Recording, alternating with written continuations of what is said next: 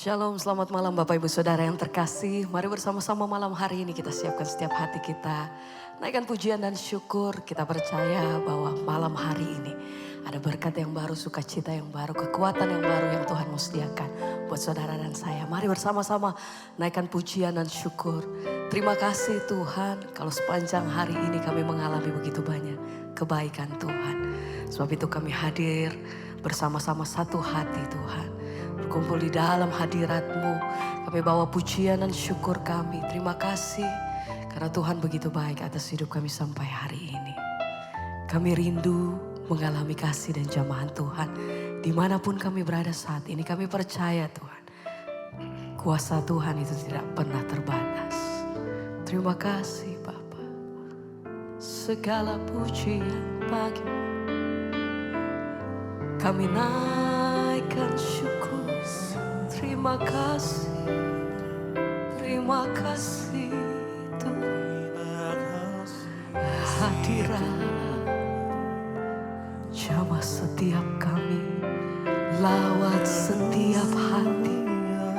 Dan malam hari ini Tuhan, kami mengalami perjumpaan dengan Engkau. Kami mengalami kasih Tuhan. Engkau yang menyatakan dirimu atas pribadi lepas pribadi. Terima kasih Bapa, kuasa-Mu, hadirat-Mu, Roh-Mu jamah setiap hati kami. Haleluya, mengalir kuasa-Mu, hadirat-Mu Tuhan. Biar kami rasakan kasih-Mu penuhi setiap kami.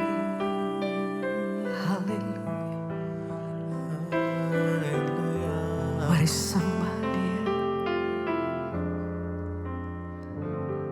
Ku rasakan kasih-Mu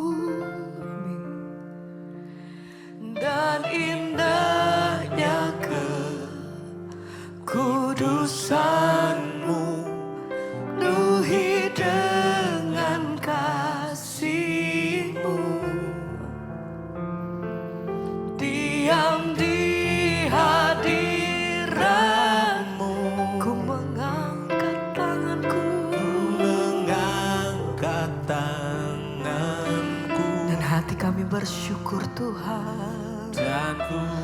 Kami datang menyembah Engkau malam hari. Penuhi hati kami dengan kasih. Tinggal di dalam hadirat-Mu Bapa. Diam di hadirat-Mu. Mari bersama nyatakan, ku rasakan kasih-Mu dan indahnya kekudusan-Mu, penuhi dengan kasih-Mu. Diam dalam-Mu, diam di hadirat-Mu. Ku mengangkat tanganku,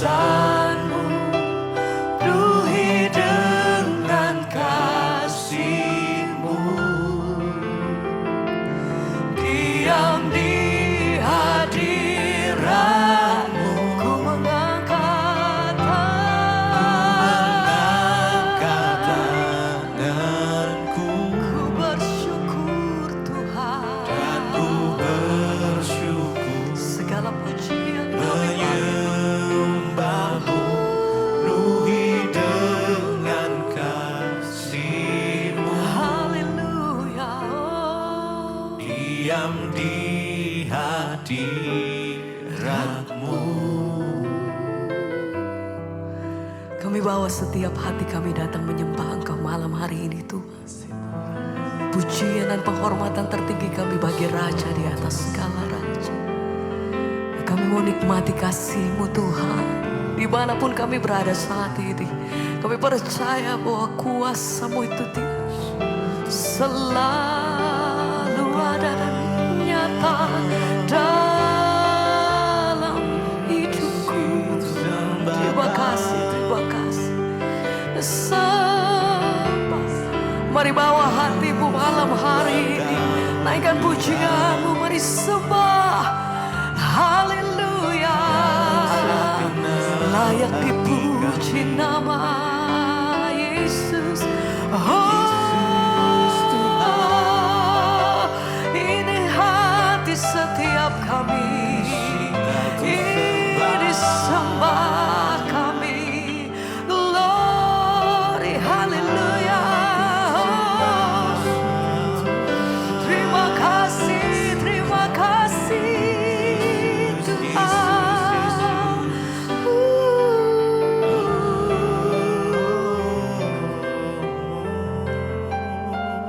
Mari sembah Dia, nyatakan.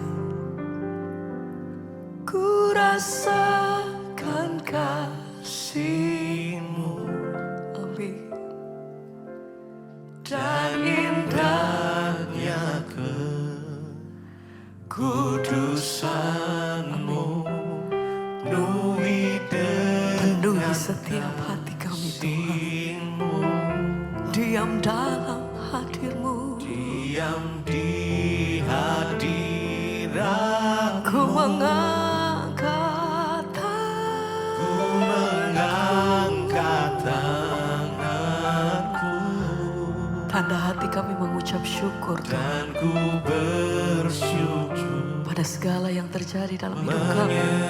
Kami tetap mengucap syukur. Terima kasih. kasih-Mu. Amin Tuhan. Diam di hadirat-Mu, Oh, mengalir dalam kasih-Mu. Lebih dalam, lebih sungguh kami menyatakan kami mengasihi Engkau Tuhan. Kami merindukan kasih-Mu, jamaah-Mu atas setiap kami. Oh, terima kasih. Syukur kami bagi-Mu, Yesus. Haleluya. Oh, sembah Dia.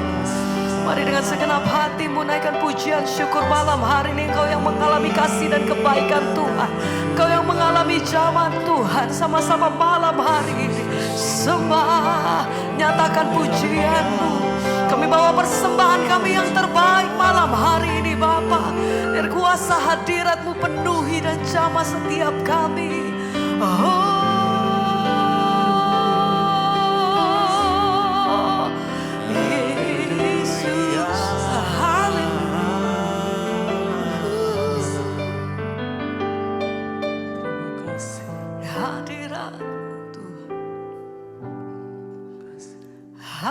hadirat-Mu memenuhiku,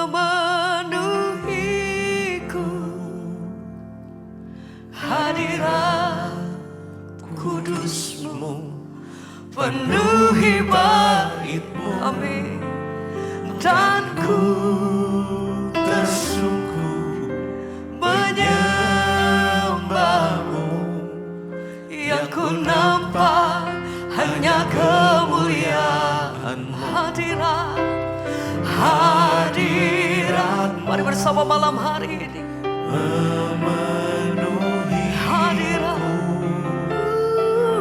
hadirat kudus-Mu Penuhi bait-Mu, dan ku tersungguh menyembah. Yang ku nampak hanya kemuliaan. Lagi bersama mari.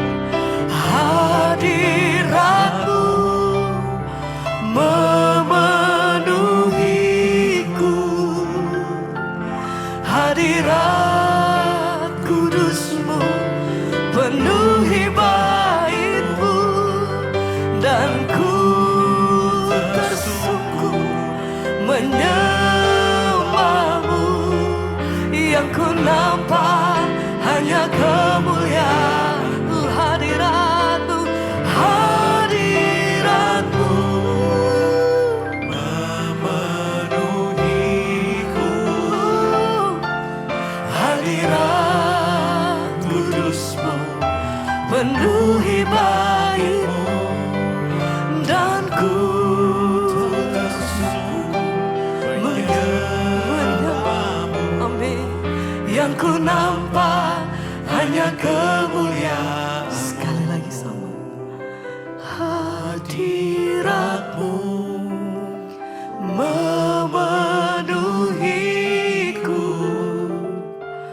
Hadirat kudus-Mu penuhi bait-Mu, dan ku tersungkur menyembah-Mu. Yang ku nampak hanya kemuliaan-Mu.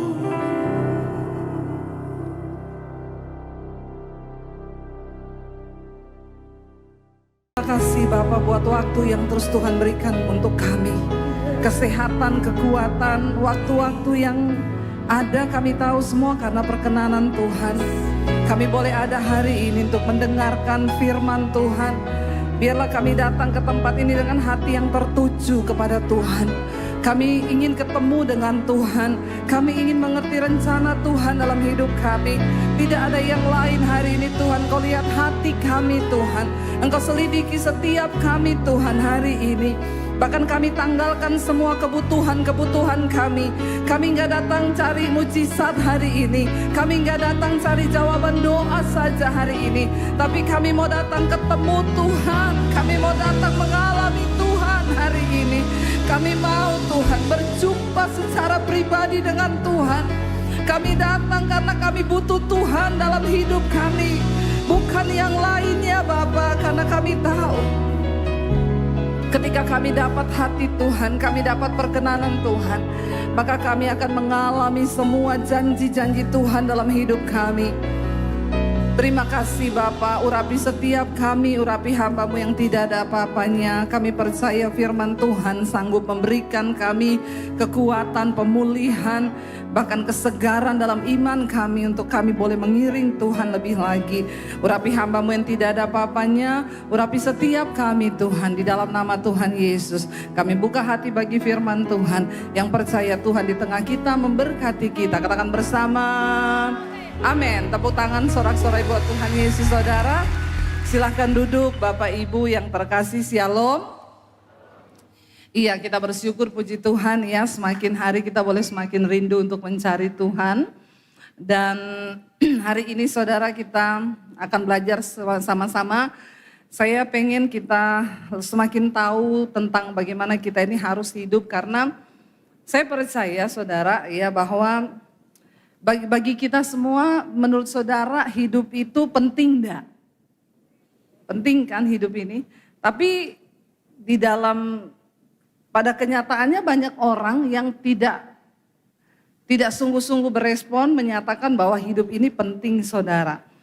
Ya, saya melihat hari-hari ini orang-orang di sekeliling kita saudara, banyak orang yang Alkitab bilang umur kita sampai 70 tahun. Tapi kalau lebih dikasih bonus. Ya, 80 ada yang sampai 80. Tapi Alkitab berkata kalau sudah 80 ya kebanggaannya sakit, penyakit dan penderitaan. Orang itu kalau ketemu umur ya 15 tahun yang mereka bahas masih happy-happy, mulai 20 mulai bahas mau kuliah di mana, umur 30 mulai bahas mau cari kerja apa, umur 40 ketemu yang dibahas itu ya gimana kerjaan, mau beli rumah apa, mulai umur 50 ketemu yang dibahas ya anak-anak sudah remaja nanti jodohnya gimana, masuk 60 kalau ketemu mulai kesehatan ya, dulu kalau bawa minyak wanginya LV sekarang bawanya minyak angin. Ya toh? Itu sudah ketahuan umurnya begitu saudara. Nanti kalau sudah 60 lebih mau 70 kalau ketemu yang dibahas apa? Lututku iki loh, aduh. Nggak tahu cekot-cekot iki. Yang apa dokternya si api nih ngendi yo. Yang dibahas tuh dokter. Ya, oh nanti ada dokter di sana, ada yang ini yang bagus. Ya itu umur saudara. Nah bagaimana kita hidup dalam dunia ini jangan sampai gagal fokus tapi kita boleh memaknai dan memberi arti hidup kita itu sesuai dengan firman Tuhan. Saya pengen hari ini kita belajar dari seorang tokoh di Alkitab yang dia tuh kaya raya terkenal ya, orang yang kalau dibilang menikmati dunia itu paling menikmati, tidak ada seorang pun yang seperti tokoh ini yang menikmati segala-galanya. Kalau dibilang sukses dia sangat sukses, siapa dia? Salomo. Salomo itu memiliki kekayaan melebihi semua raja bahkan yang setelah dia. Alkitab berkata tidak ada satupun raja di Israel yang kekayaannya itu melebihi kekayaannya Salomo. Jadi jangan sombong dulu kalau kita kaya. Karena Salomo itu paling kaya. Tapi dia bilang apa saudara? Buka bersama Pengkhotbah pasal yang kedua yuk. Salomo ini perenungannya Salomo yang saya yakin juga Salomo aja merenung begini loh, apalagi kita ini ya. Yang ini Salomo yang uangnya mungkin ratusan triliun. Ini renungan hidupnya begini. Nah, kita nih yang saldonya masih pas-pasan ya, apalagi minta maaf terus, saldo kalau mau diambil maaf, saldo Anda tidak cukup. Ya, harusnya kita lebih merenung daripada Salomo nih ya. Yuk kita baca bersama yuk. Pengkhotbah pasal yang kedua ayat yang pertama begini Salomo bilang. Aku berkata dalam hati ya. Ini renungannya Salomo loh. Ya, mari aku hendak menguji kegirangan. Nikmatilah kesenangan tetapi lihat juga itu pun sia-sia. Di terjemahan yang lain Salomo berkata, aku mau menguji kebahagiaan. Bukankah setiap orang yang hidup mencari yang namanya kebahagiaan? Siapa pengen bahagia di sini? Semua ya. Saya juga pengen bahagia. Tapi apa yang Salomo bilang? Aku mencoba menguji kebahagiaan itu. Apa sih sebenarnya kebahagiaan hidup itu? Menurut saudara kebahagiaan itu apa saudara? Oh waktu saya menikmati dan saya dapatkan semua yang saya mau itu saya bahagia.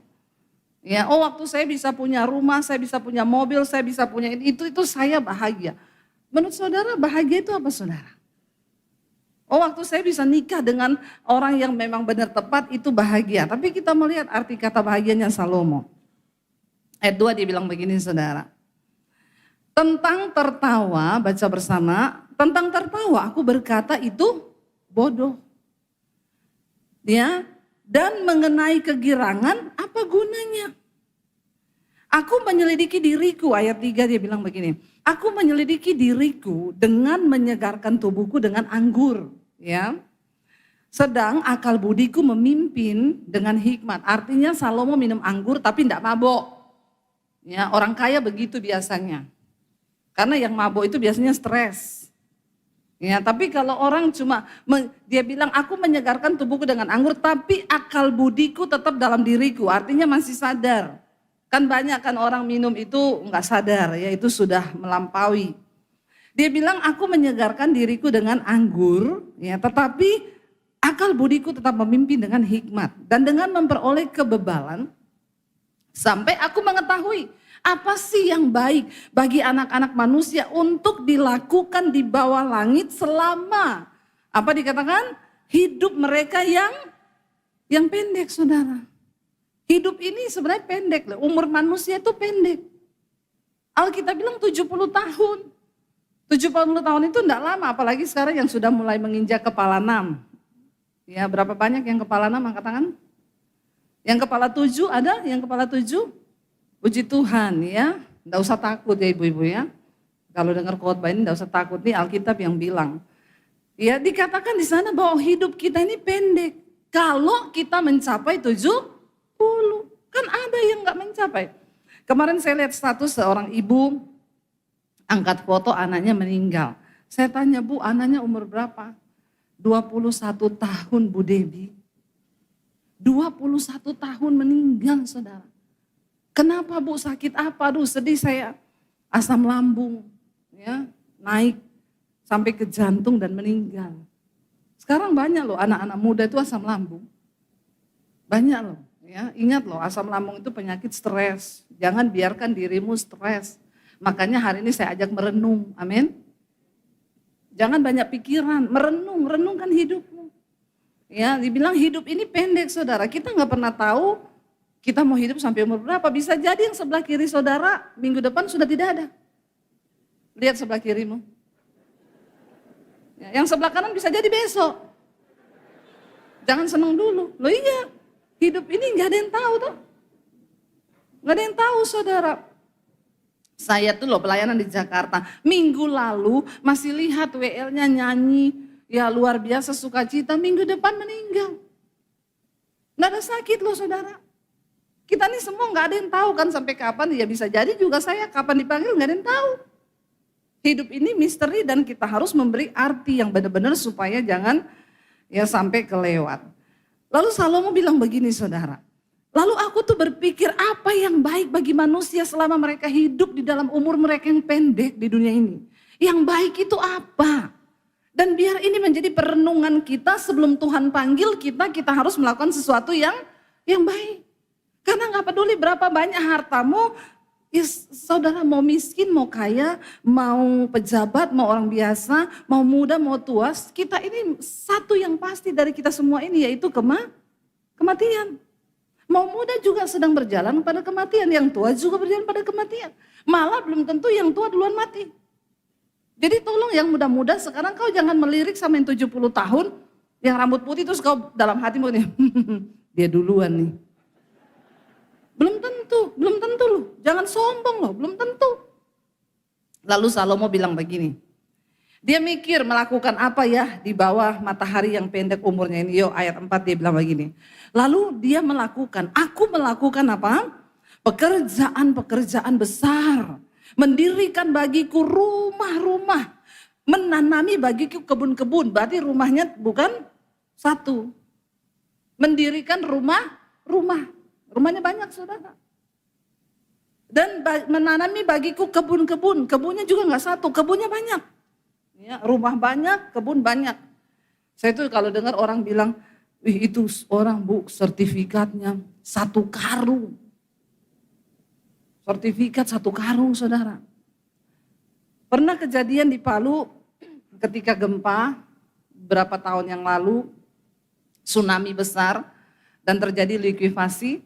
Ada satu saudara gedung, itu gedung mewah dan itu suami istri ini bekerja dari dulu bekerja sampai mereka punya yaitu sertifikatnya 1 karung.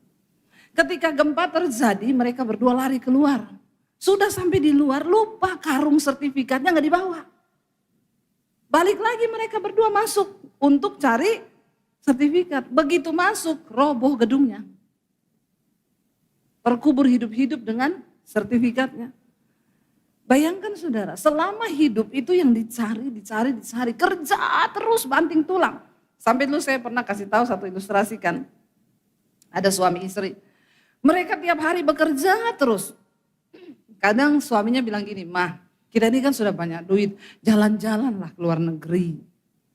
Karena buat apa duit kita banyak. So istrinya bilang, jangan. Tabung, belum banyak, kita kumpulin sebanyak mungkin.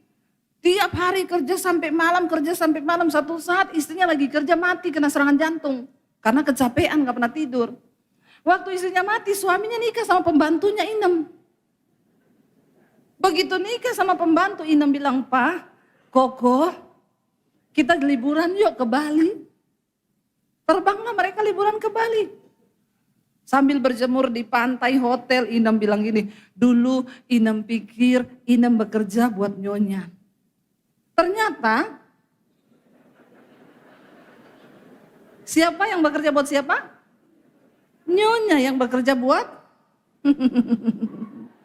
Itu namanya Inem lebih dari pemenang. Inem nyonya yang susah payah cari duit kerja, meninggal nyonyanya Inem nikah sama bapak. Langsung Inem ngajak ke Bali, ke Singapura. Dan uang udah banyak. Jadi nyonya bekerja buat hati-hati nyonya-nyonya. juga tuan-tuan. Jangan sampai itu terjadi. Salomo bilang begini, aku melakukan pekerjaan besar, membangun, mendirikan rumah-rumah, menanami kebun-kebun, kebunnya banyak saudara, ditanami anggur. Aku mengusahakan bagiku kebun-kebun dan taman-taman. Dia mulai bergerak di dunia properti, bangun rumah-rumah banyak. Lalu nggak sampai di situ, dia bergerak di bidang perkebunan, dia bikin kebun anggur. Dan dikatakan bahkan dia itu bikin taman-taman. Dia menanaminya dengan rupa-rupa pohon buah-buahan. Wis, banyak saudara. Ayat 6, bukan cuma itu, aku menggali bagiku kolam-kolam untuk mengairi dari situ taman pohon-pohon muda. Semua dia kerjakan dengan enak, dengan sukacita. Dia mengerjakan apa yang dia mau, dia kerjakan semuanya saudara. Aku membeli budak-budak laki-laki dan perempuan. Dan juga ada budak-budak yang lahir di rumahku. Dan aku juga mempunyai banyak sapi, kambing dan domba. Melebihi siapa? Melebihi siapapun yang pernah hidup di Yerusalem sebelum aku. Bahkan sesudah dia, tidak ada yang melebihi kekayaannya saudara. Dia mulai bergerak di bidang peternakan, perkebunan, perumahan. Semuanya dikerjakan sama Salomo. Ternaknya banyak, dia tercatat sebagai orang yang terkaya. Semua dia punya. Waktu dia hidup, dia mengerjakan dengan sekuat tenaga dan Tuhan bikin dia berhasil saudara. Ayat yang ke-8, dia berkata di sana apa? Aku mengumpulkan juga bagiku apa? Perak dan juga emas, harta benda raja-raja dan daerah-daerah. Aku mencari bagiku biduan-biduan dan biduanita-biduanita. Dan yang menyenangkan anak-anak manusia, yaitu banyak. Menyenangkan itu bapak-bapak. Ya, ini Salomo yang bilang. Bapak-bapak itu kalau dikasih izin istrinya nikah lagi, mau nikah lagi enggak? Karena ada istrimu di samping. Makanya kau bilang enggak. Sudah diinjak kakinya itu. Ya, Salomo berkata dia mengumpulkan perak dan emas. Saudara sekarang emas lagi naik daun. Ya, emas ini gila-gilaan naiknya. Ya, dan semua orang berlomba-lomba uangnya buat beli emas. Ya, ketika emas naik kita diam-diam aja karena diam adalah emas itu naik gila-gilaan, perak juga naik gila-gilaan. Kenapa saudara? Karena Alkitab berkata emas dan perak itu milik Tuhan. Emas itu gak mungkin turun harganya. Karena tidak bisa dibuat oleh tangan manusia. Itu diciptakan oleh Tuhan. Dan makin lama memang makin habis. Tapi yang pengen makin banyak. Makanya tidak akan pernah turun harga emas. Salomo bukan cuma emas biasa. Dia mengumpulkan emas tua, bahkan harta benda raja-raja. Dari seluruh negeri dia beli harta benda raja-raja. Dia koleksi kumpulannya kerajaan-kerajaan. Apa yang kurang dia mau semua dia bisa dapat. Makanya saya bilang, udah deh, udah gak ada yang lebih kaya hari ini yang duduk di tempat ini orang kaya. Kekayaanmu tidak melebihi Salomo. Bahkan dia bilang begini, dia juga budak-budaknya makin bertambah banyak, ada yang lahir di rumahnya, dan dia bukan cuma itu, masih nggak enak nih hidup kok cuma gini-gini aja ya, semua sudah dikerjakan, semua berhasil. Dia panggil biduan-biduan, penyanyi-penyanyi saudara, tiap malam diundang itu para penyanyi datang. Ya kalau zaman sekarang mungkin masih ada Salomo diundang, Justin Bieber diundang, ya Inul goyang ngebor di istananya. Pokoknya untuk menghibur hatinya. Ya, suruh nyanyi karena ya sudah semuanya dia dapat.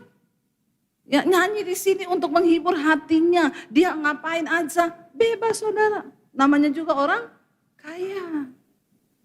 Semua dia punya, semua dia dapat. Lalu dia bilang dan bahkan aku mencoba melakukan apa yang disenangi oleh anak-anak manusia, yaitu banyak gundik. Gundiknya banyak. Ya. Kira-kira Salomo itu istri dan gundiknya kalau di plus 1000. 1000 loh. Ada di sini bapak-bapak yang bisa kawin 1.000? Kata bapaknya gini, 1 aja pusing saya Bu. Istri saya 1 aja nih ya. Tiap hari bukan tambah kecil tambah besar Bu. Ya, malah mengerikan. Ini 1.000 saudara. Ya, itu kalau dibagi setahun dia mungkin ya 6 bulan sekali baru ketemu 1. Apa yang dia mau dia turuti. Istrinya 1.000. Itu istri plus gundik loh. Kurang apa saudara? Dia lakukan semua apa yang disenangi. Tapi dia bilang begini saudara. Dengan demikian ayat 9 dikatakan di sana apa? Dengan demikian aku menjadi besar daripada siapapun yang pernah hidup di Yerusalem sebelum aku. Dan pada itu hikmatku tinggal tetap padaku. Ayat 10. Aku tidak merintangi mataku dari apapun yang dikehendakinya. Dan aku tidak menahan hatiku dari sukacita apapun. Sebab hatiku bersukacita karena segala jerih payahku. Itulah buah dari segala jerih payahku. Dia tidak menahan pandangan matanya. Apa yang dia pengen, dia turuti. Apa yang dia lihat, dia turuti. Padahal Alkitab berkata, mata adalah pelita tubuh. Jangan dituruti semua keinginan matamu. Karena yang ada dalam dunia ini kata Yesus cuma 3 hal. Keinginan mata, keinginan daging, dan kesombongan hidup. Tapi Salomo dia ikuti semua yang dia mau, dia turuti apa yang matanya lihat. Dia tidak menolak apapun yang hatinya mau, dia ikuti saudara. Ayat 11 berkata kita baca, ketika aku meneliti segala pekerjaan yang telah dilakukan tanganku dan segala usaha yang telah kulakukan untuk itu dengan jerih payah. Lihatlah, segala sesuatu adalah kesia-siaan dan usaha menjaring angin. Memang tak ada keuntungan di bawah matahari. Pada akhirnya dia menemukan hidupnya kosong. Ternyata gak ada apa-apanya. Punya istri banyak, punya harta, punya kekayaan, rumah banyak, perkebunan. Semua dia ambil saudara. Tapi pada akhirnya dia bilang dia tidak menemukan apa-apa. Semua itu sia-sia. Lalu aku berpaling untuk meninjau hikmat, kebodohan dan kebebalan. Sebab apa yang dapat dilakukan orang hanya menggantikan raja. Hanya apa yang telah dilakukan orang. Dan aku melihat bahwa hikmat melebihi kebodohan seperti terang melebihi kegelapan. Mata orang berhikmat, ayat 14, mata orang berhikmat itu ada di kepalanya, kata Salomo. Sedangkan orang yang bodoh berjalan dalam kegelapan. Tetapi aku tahu juga bahwa nasib yang sama menimpa mereka semua. Maka aku berkata dalam hati, nasib yang menimpa orang bodoh juga akan menimpa aku. Jadi untuk apa aku ini dulu begitu berhikmat? Lalu aku berkata dalam hati bahwa ini pun sia-sia. Dia bilang sekalipun dia hidup berhikmat, nasib yang sama orang bodoh dan orang berhikmat itu apa? Mati. Satu saat dua-dua bakalan mati. Sama-sama mati. Karena tidak ada kenang-kenangan yang kekal. Baik dari orang yang berhikmat maupun daripada orang yang bodoh. Sebab pada hari-hari yang akan datang kesemuanya itu sudah lama dilupakan dan orang yang berhikmat mati juga seperti orang bodoh juga akan mati. Dan kalau orang sudah mati, Salomo bilang semua akan dilupakan. Semua akan dilupakan saudara. Orang mati itu keluarga kita bersedih paling banter 1 bulan lah. Teman-teman kantor kita, setelah itu meja kerjamu sudah diisi oleh orang lain. Orang sehebat apapun dia di rumah gak mungkin istrinya nangis terus mau dikubur jangan dikubur. Terus taruh di rumah aja mayatnya. Karena saya sayang sama suami saya. Ada yang begitu? Gak ada. Kalau pengen kalau bisa cepet-cepet dikubur. Ya, masa ada mayat mau disimpan di rumah? Makanya itu yang Salomo bilang, sehebat apapun saya, seberhikmat apapun aku, seberiman apapun aku, nasibnya sama. Sama-sama mati dan dilupakan. Makanya kita perlu temukan apa sih arti hidup biar gak sia-sia.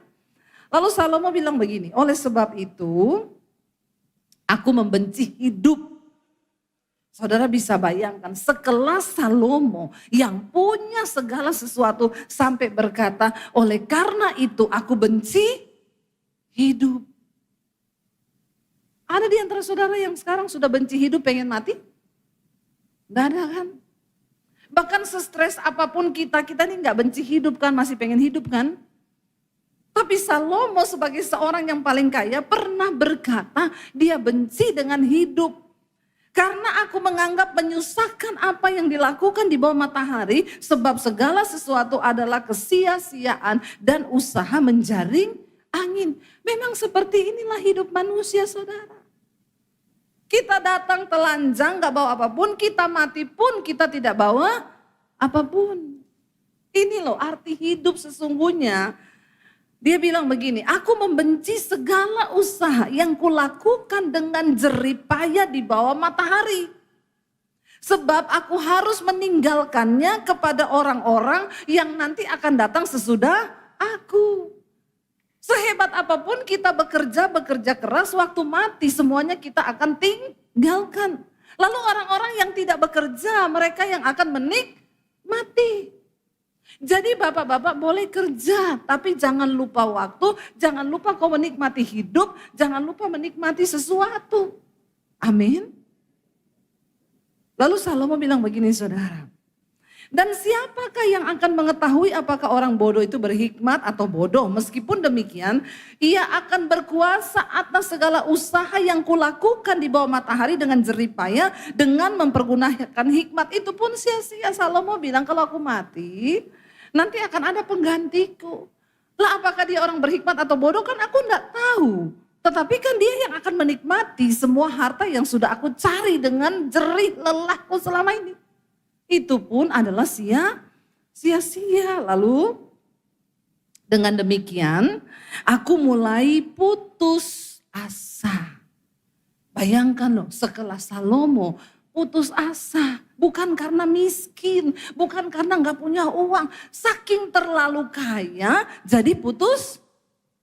Ini lebih kasihan lagi saudara. Kalau kita putus asa karena miskin, ya biasa toh. Biasa kan? Teman saya ngangkati, dia kan lagi liburan nih ke Swiss. Dia ngangkat di pesawat saudara. Pesawatnya geter-geter, tulisannya begini. Aduh memang ya, kalau pesawat nabrak awan itu bikin jantung mau copot. Saya balas, lebih bikin deg-degan jatuh tempo. Karena kau enggak pernah merasakan jatuh tempo. Makanya kau bilang naik pesawat deg-degan. Lebih deg-degan lagi yang mau jatuh tempo besok dan uangnya enggak ada. Iya enggak saudara? Saya pernah merasakan itu soalnya.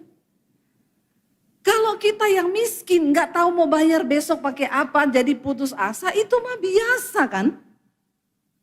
Biasa enggak? Siapa yang pernah merasakan besok mau jatuh tempo enggak ada duit? Enggak ada ya di sini semua ada duit ya. Saya dulu sering merasakan saudara.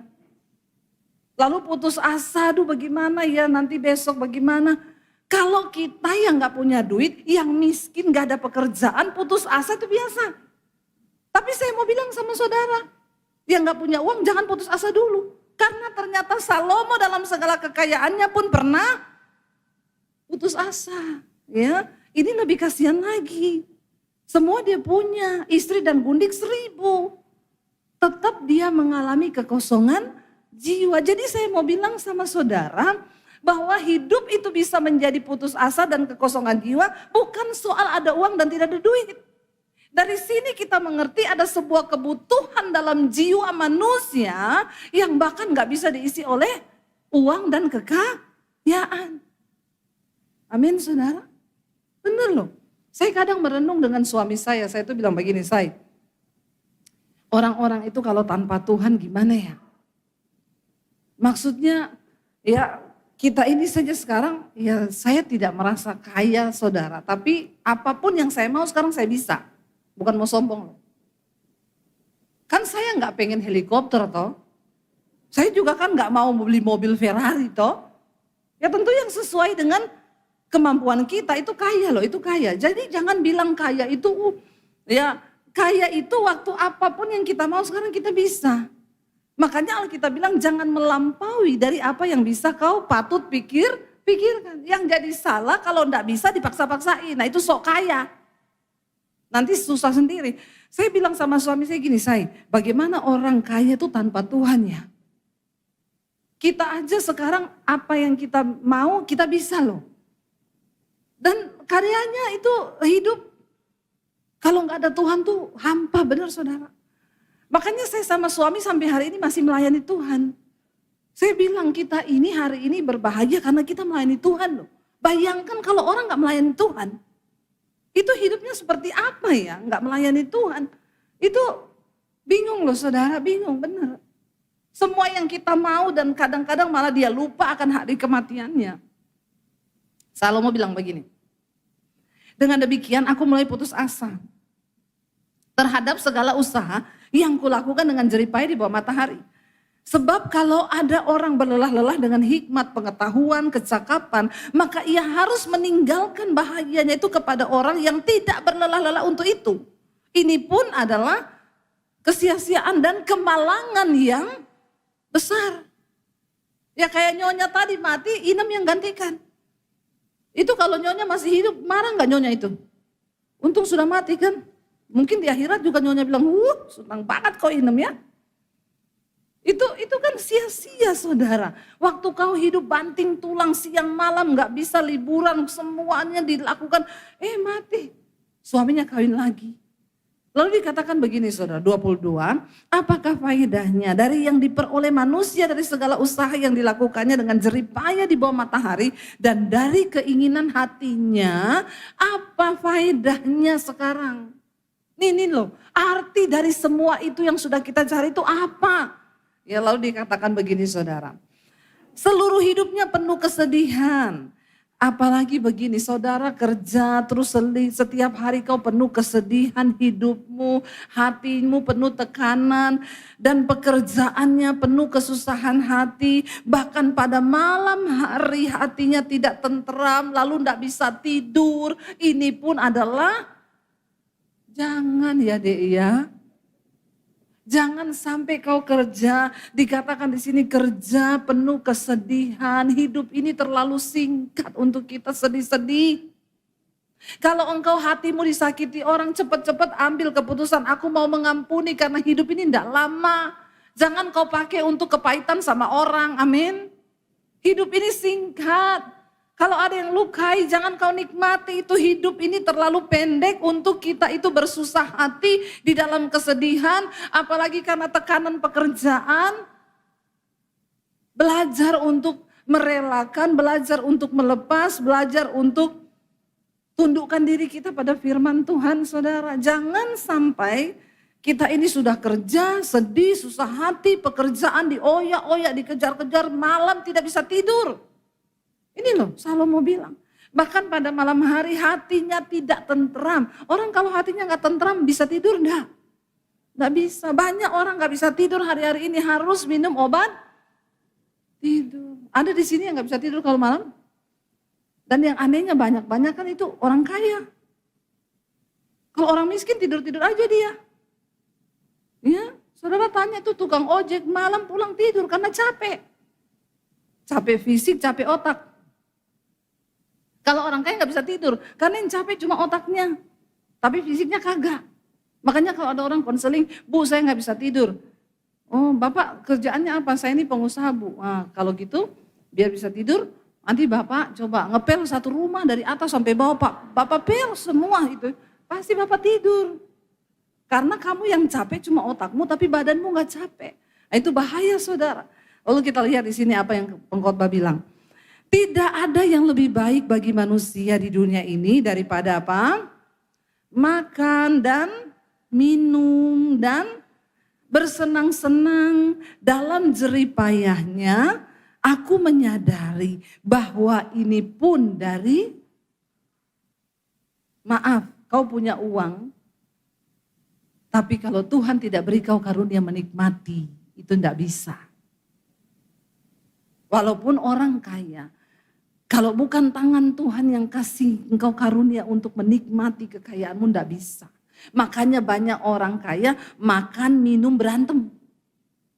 Tapi orang yang disertai Tuhan, yang hidupnya ada campur tangan Tuhan, Salomo bilang, tidak ada yang lebih baik bagi manusia di dunia ini daripada makan dan minum dan bersenang-senang dalam jerih payahnya. Tetapi aku menyadari bahwa ini pun dari tangan Allah.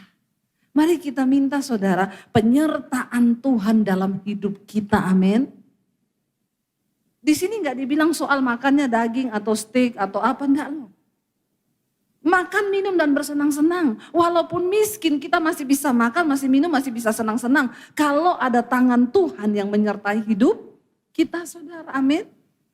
Jadi kita menemukan sekarang arti hidup bukanlah soal kekayaan. Tapi dari tangan Tuhan yang menyertai, memberkati, dan memberikan kita perkenanan Tuhan. Dikatakan di sini karena siapa dapat makan dan merasakan kenikmatan di luar Tuhan.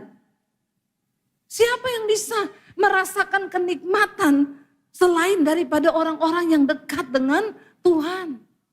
Cuma Tuhan yang bisa membuat kita merasa bersyukur dan ada kenikmatan di dalam kehidupan ini. Makanya dalam segala jerih payah usaha yang kau kerjakan, selalu engkau tetap tinggal di dalam Tuhan.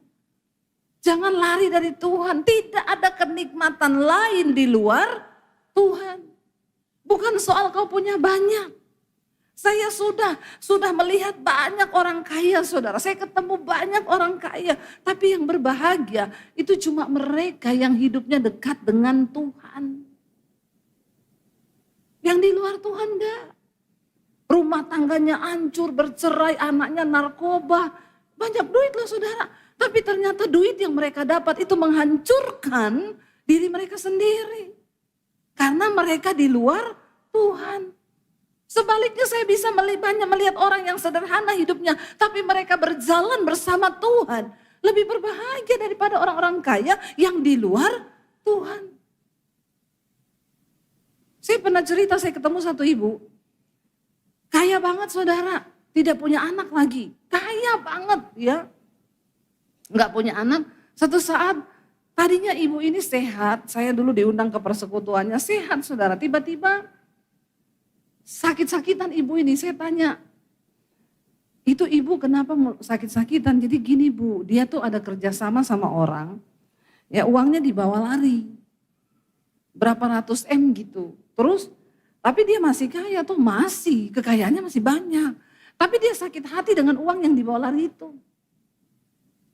Padahal waktu saya ketemu dia bilang gini, bu, ibu harus beli bantal. Itu bantal elektromagnetik.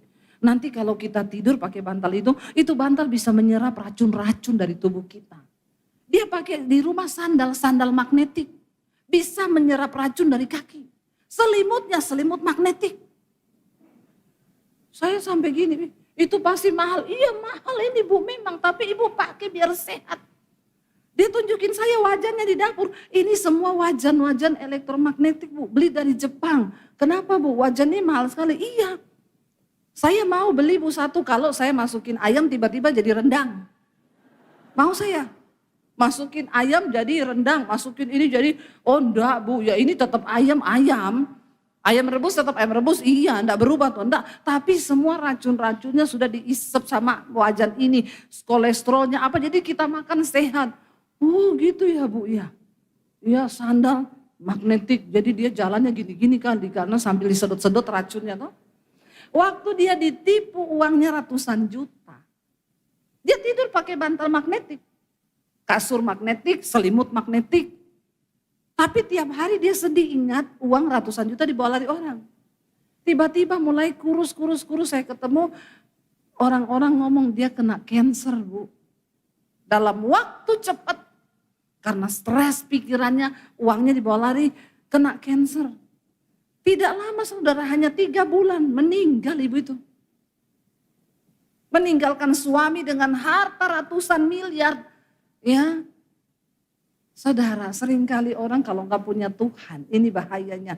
Hatinya, hartanya itu, hatinya melekat di hartanya. Saya bilang kenapa dia tidak memilih merelakan uang yang dibawa lari orang dan mensyukuri yang masih ada kan? Tuh masih ada loh. Dia kepahitan, dia kecewa, biar mau pakai bantal magnetik. Kalau hati melekat di harta, tidur enggak bisa hilang itu pikiran.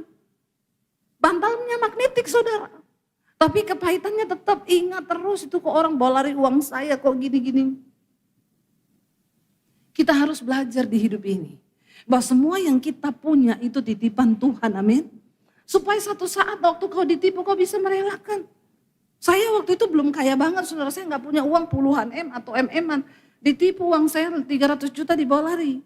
Saya belajar untuk berkata Tuhan ini adalah milikmu. Dalam nama Yesus, tolong jagai hatiku. Tiap kali setan ingetin orang itu kurang ajar ya, orang itu bawa lari uangmu. Dalam nama Yesus, dia lebih butuh Tuhan. Biarkan dia ambil, aku mau melepaskan pengampunan, aku melepaskan pengampunan. Harus begitu. Itu bedanya orang dalam Tuhan dan tidak. Kalau enggak mati juga saya. Tiap hari kepahitan, tiap hari ingat mukanya. Kan orang kepahitan tuh sama dengan orang jatuh cinta loh. Aku mau makan, ingat dia. Aku mau tidur, ingat dia. Iya kan? Mau apa aja ingat dia kan? Nah kita harus belajar saudara. Saya sudah melihat itu. Padahal kaya nggak punya anak. Kalau mau dipikir juga uang buat apa coba? Ya, toh dia mati juga nggak ada yang mau ditinggalin warisan. Tapi dia ingat dalam waktu singkat kena cancer, mati saudara. Uangnya nggak bisa membawa kebahagiaan. Makanya Salomo berkata begini, siapa yang dapat makan dan merasakan kenikmatan di luar Tuhan? Tidak ada. Mau sekaya apapun orang gak ada Tuhan, hidupnya hancur. Ya, makanya jangan suka iri kalau lihat orang kaya. Ya, banyak yang hidupnya itu berat sebenarnya saudara. Syukuri apa yang kita punya hari ini. Asal ada Tuhan, itu cukup untuk kita bisa hidup berbahagia dalam hidup ini. Amin. Nikmati semua yang kita punya hari ini. Karena kepada orang yang dikenannya, ia mengaruniakan hikmat, pengetahuan dan kesukaan. Tetapi orang berdosa ditugaskannya untuk menghimpun dan menimbun sesuatu yang kemudian harus diberikannya kepada orang yang dikenan oleh Allah. Ini pun kesia-siaan dan usaha menjaring angin. Bahayanya kalau orang gak hidup takut akan Tuhan, tidak dalam perkenanan Tuhan. Alkitab berkata orang jahat itu cuma disuruh cari uang, kerja keras nanti dikasih sama orang yang dikenan Tuhan. Sia-sia enggak? Sia-sia. Kerja keras iya, dapat duit banyak, tapi enggak dikasih karunia menikmati. Enggak pernah bersyukur. Enggak pernah bisa legowo, waktu sesuatu hilang kita enggak pernah bisa bersyukur. Bahkan hampa, putus asa. Jadi hari ini, mari kita putuskan untuk berkata Tuhan, bahwa kami hidup dalam perkenanan-Mu Tuhan. Supaya kami bisa menikmati apapun yang hari ini Tuhan beri. Apapun yang hari ini Tuhan kasih, kami mau menikmati itu Tuhan. Kalau hari ini engkau lagi diproses, nikmati prosesmu bersama Tuhan. Karena orang yang berjalan bersama Tuhan bukan hanya bisa menikmati segala kenikmatan, dia juga bisa menikmati semua proses yang sedang Tuhan izinkan dia jalani. Amin saudara. Bersama Tuhan. Yang terpenting bukan ada uang atau tidak ada uang. Ada masalah atau tidak ada masalah. Yang terpenting dengan siapa engkau berjalan hari ini. Kalau hidupmu dalam perkenanan Tuhan. Mau itu proses, mau itu berkat. Engkau tetap bisa mensyukuri semuanya. Amin. Kenapa saya berkata ini saudara? Karena saya pun mengalami perkenanan Tuhan. Itu yang membuat hidup kita berbahagia.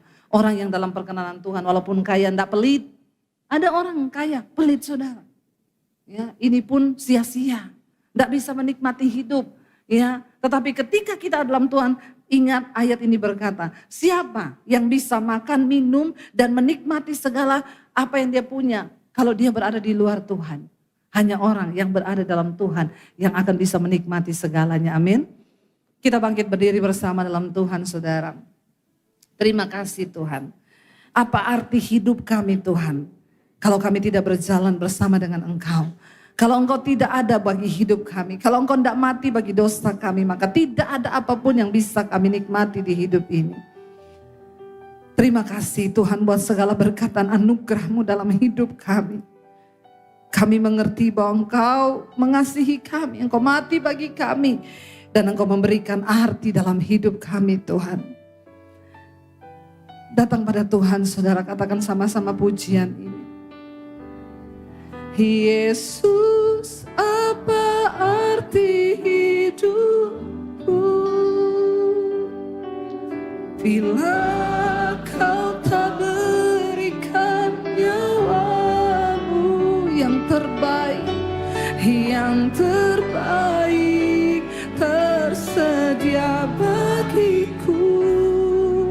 Ku bersyukur atas kasih karuniamu. Katakan pujian ini dari awal dan renungkan hidup kita.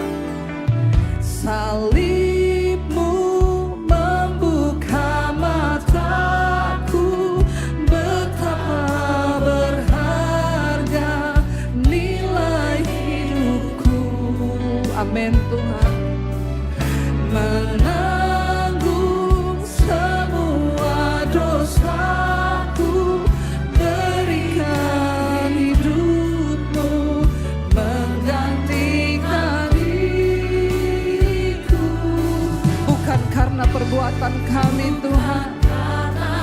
Yes Lord Jesus.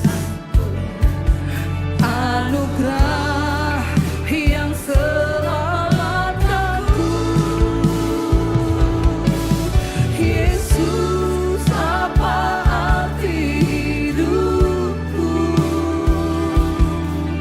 bila Kau tak berikan nyawamu yang terbaik,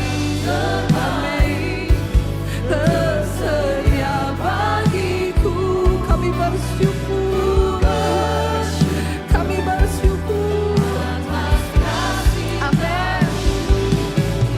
Yesus, apa arti hidupku bila Kau tak berikan nyawamu yang terbaik. Engkau telah sediakan bagi kami bagiku. Ku bersyukur atas kasih karuniamu. Mari tutup mata dalam hadirat Tuhan, saudara. Bukan kekayaan, bukan apapun, tetapi kasih karunia Tuhan, penyertaan, perkenanan Tuhan. Itu yang akan membawa kita dapat menikmati semua jerih payah kita di dunia ini. Bilang, Tuhan, ajar kami menyelaraskan diri dengan Engkau dalam hidup ini, supaya kami hari-hari ini tidak takabur untuk berburu sesuatu yang kami belum miliki, sehingga kami melupakan arti hidup, yaitu perkenanan Tuhan. Yang kami butuhkan lebih dari apapun, yaitu perkenanan-Mu dalam hidup kami Tuhan, penyertaan-Mu dalam keluarga kami Tuhan. Ampuni kami kalau selama ini kami sibuk dan dilupakan untuk berburu sesuatu yang bukan perkenanan-Mu di hidup kami. Engkau yang mampukan kami yang sedang berjalan dalam lembah kekelaman hari-hari ini. Engkau juga yang mampukan kami yang sedang menikmati kekayaan, sebab tanpa Tuhan semua itu menjadi sia-sia. Ajar kami mencintai Tuhan lebih dari segalanya. Bawa kami Tuhan dalam pengenalan yang benar akan Engkau dalam hidup ini Tuhan, supaya kami boleh menikmati semua jerih payah sebelum kami dipanggil pulang dan meninggalkan hidup kami di dunia ini. Kami tidak ingin sia-sia Tuhan. Kami tidak ingin semuanya menjadi sia-sia, tapi biar semua di dalam perkenanan-Mu di hidup kami Bapa. Anak-anak muda, kejar perkenanan Tuhan. Jangan engkau hanya berpikir sesuatu yang muluk-muluk tentang masa depanmu, dan engkau lupa berkata, Tuhan, biar perkenanan-Mu dalam hidup kami, biar perkenanan-Mu tinggal dalam hidup kami. Terima kasih Engkau memberi arti di hidup kami Tuhan. Terimalah kiranya berkat rahmat anugerah dari Allah Bapa, cinta kasih dari Tuhan Yesus Kristus, penyertaan Allah Roh Kudus yang akan terus menyertai hidup kita. Mulai dari hari ini bahkan sampai kali yang kedua, Tuhan Yesus datang kembali. Nama kita tercatat di dalam kitab kehidupan. Karena itu mari kita berkata di dalam nama Tuhan Yesus. Katakan bersama.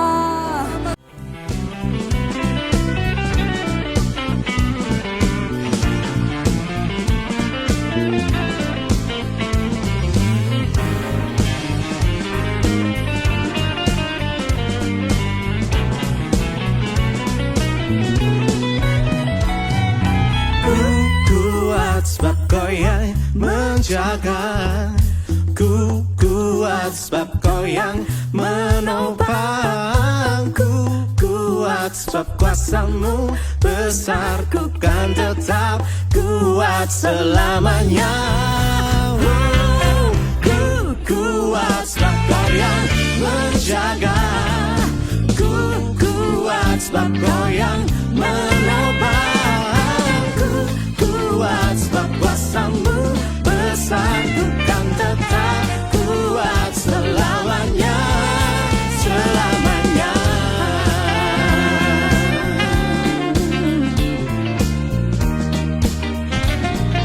Ku kan kuat selamanya.